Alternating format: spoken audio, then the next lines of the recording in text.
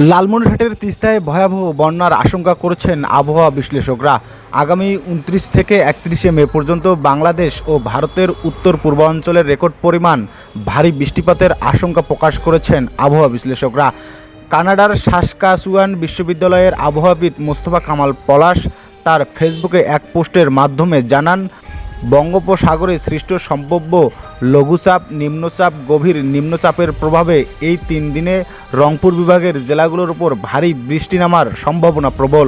তার Facebook post থেকে আরও জানা যায়, বাংলাদেশ ও ভারতের আসাম এবং মেঘালয় রাজ্যের ওপর ৫০০ থেকে ৮০০ মিলিমিটার পর্যন্ত বৃষ্টিপাত হতে পারে।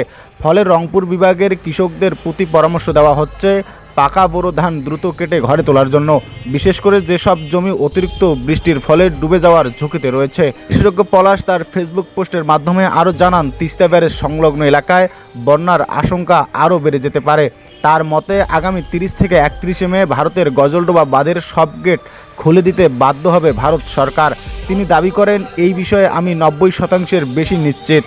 এখন থেকেই যদি বাংলাদেশের তিস্তা ব্যারেজের উজানে আটকে থাকা পানি ছেড়ে দিয়ে জলস্তর সর্বনিম্ন পর্যায়ে নামানো না হয়, তবে ভারতের গজলডোবা বাঁধ খুলে দেওয়ার সঙ্গে সঙ্গে তিস্তা ব্যারেজের সব গেট একসঙ্গে খুলতে হতে পারে।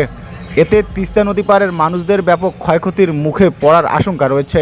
এর প্রেক্ষিতে ২৯ তারিখের আগেই নীলফামারী জলঢাকা উপজেলা সহ তিস্তা ব্যারেজের উজানে পানি প্রবাহ নিয়ন্ত্রণ আনার সংশ্লিষ্ট কর্তৃপক্ষকে ব্যবস্থা নেওয়ার আহ্বান জানান তিনি। পরিমল চন্দ্র বসুনিয়া, ই মিডিয়া, লালমনিরহাট।